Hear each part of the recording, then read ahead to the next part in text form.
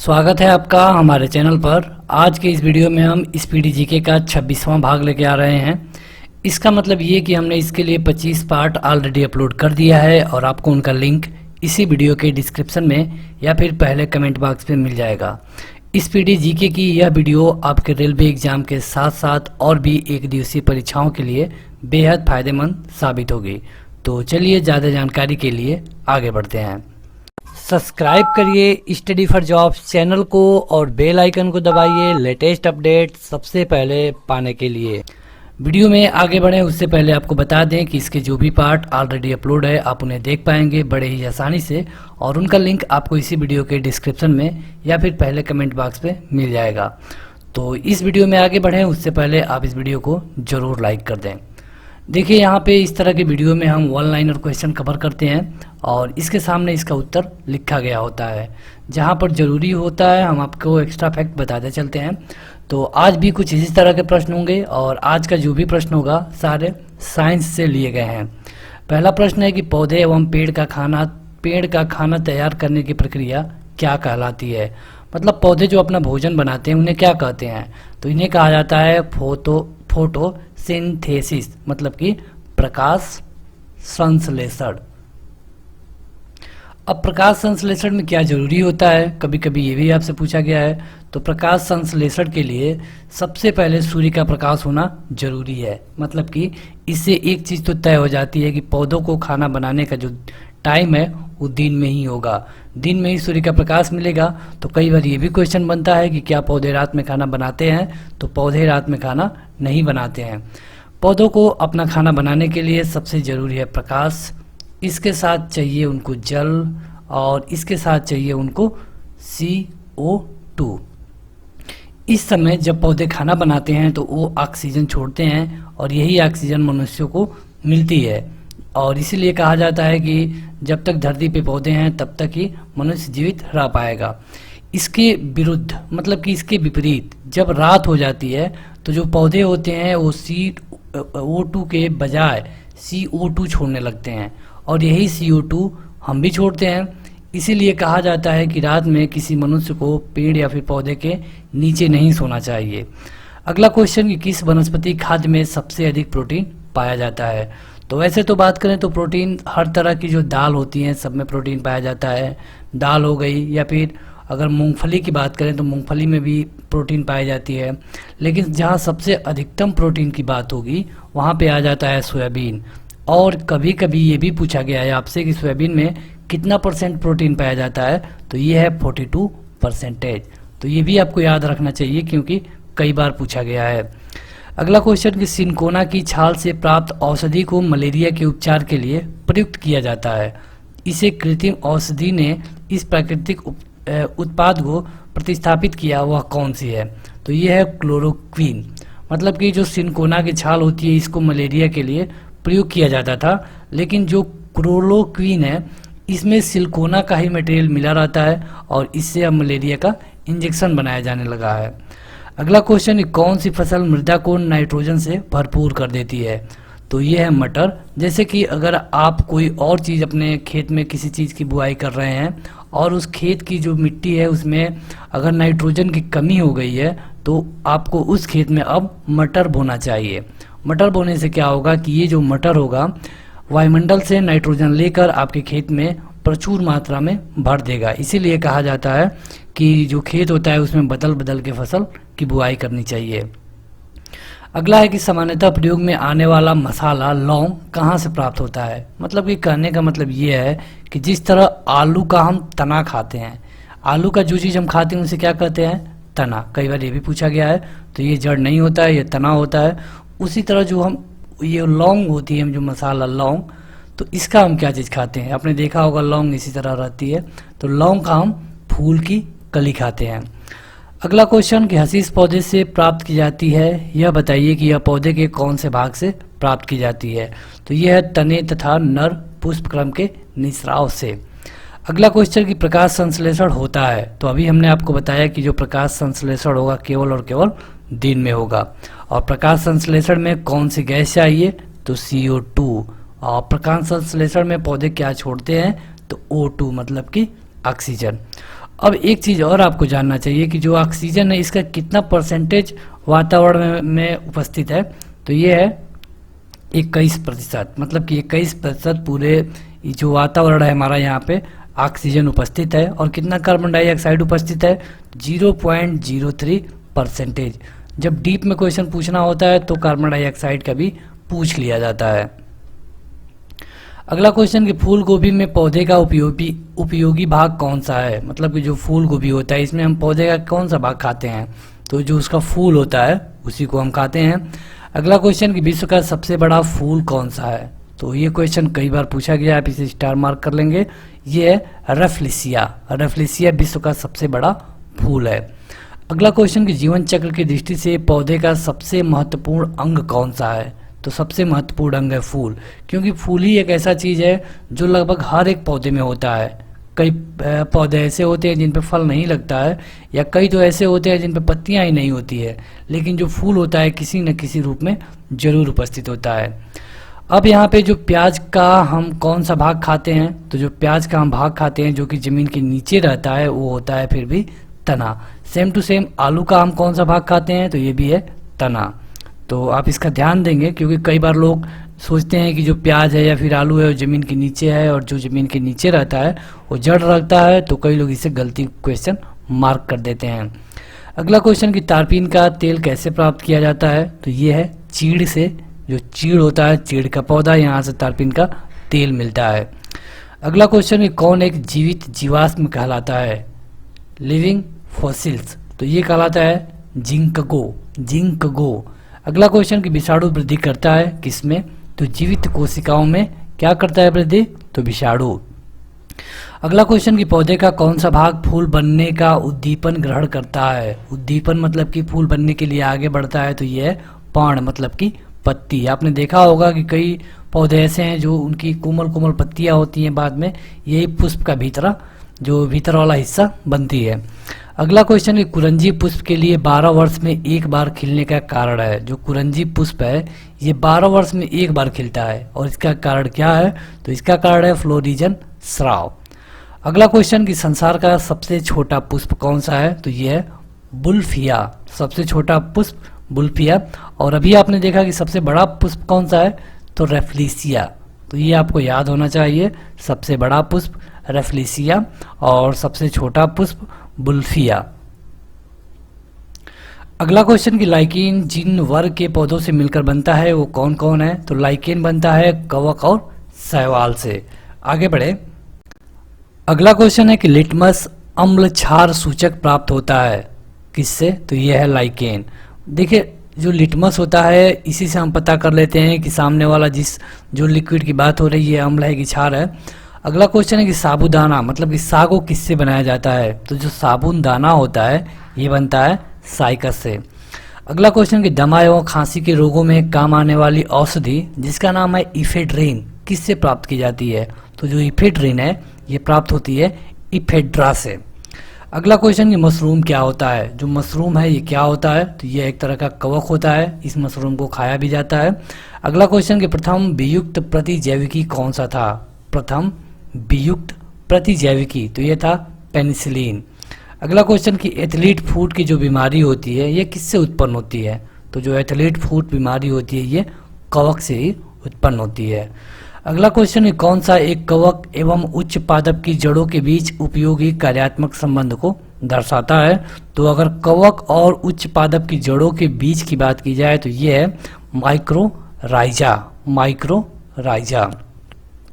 अगला क्वेश्चन कि सार्स क्या है, SARS सार्स, तो सार्स है विषाणु जनित रोग।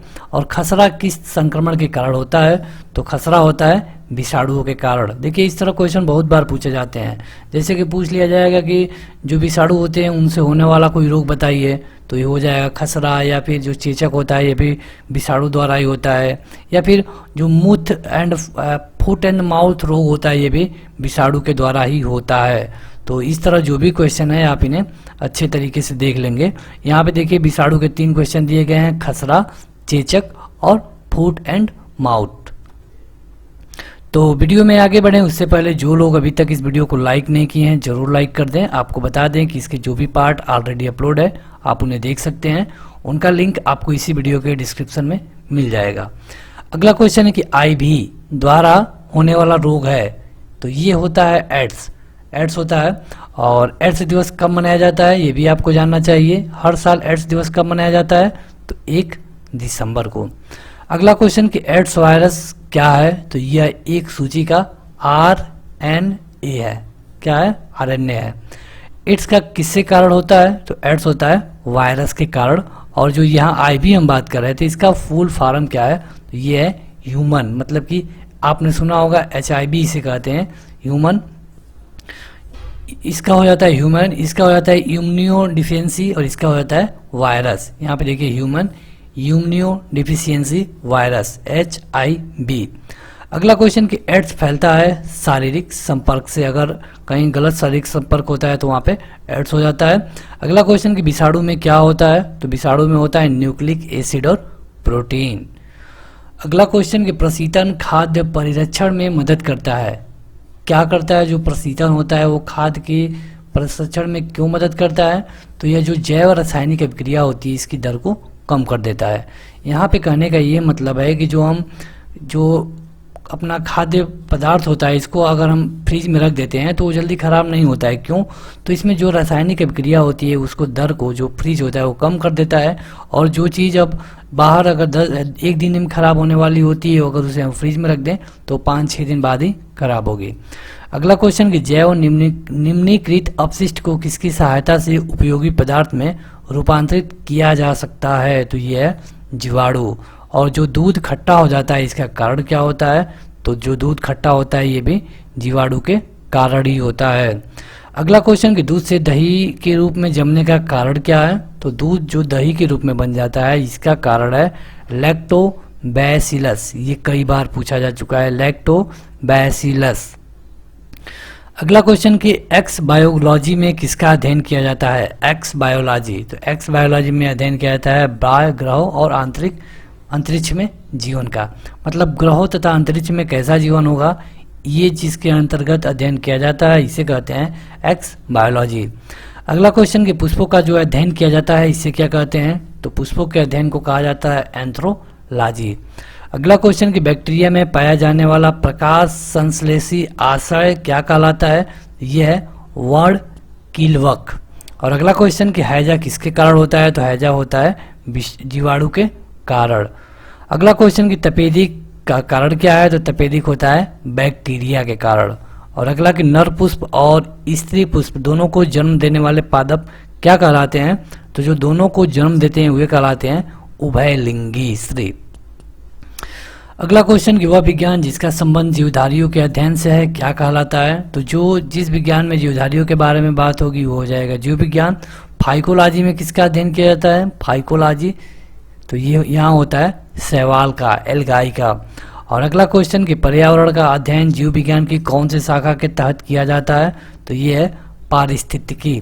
तपेदिक उत्पन्न करने वाला जीवाणु कौन सा है, तपेदिक मतलब कि टीबी, तो ये है माइक्रोबैक्टीरियम। और माइक्रोबैक्टीरियम के कारण ये होता है टीबी यानी कि तपेदिक। अगला क्वेश्चन कि पत्ती के लाल रंग, नारंगी और पीला रंग के कारण क्या है, तो जो पत्ती में लाल, नारंगी या फिर पीला होता है ये होता है कैरोटीनाइड के कारण।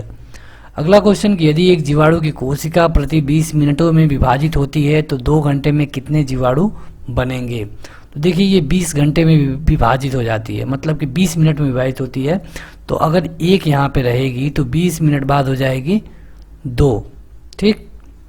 अगर 20 मिनट में 2 होती है तो 40 मिनट में कितनी हो जाएगी 4, और 60 मिनट में कितनी हो जाएगी 8।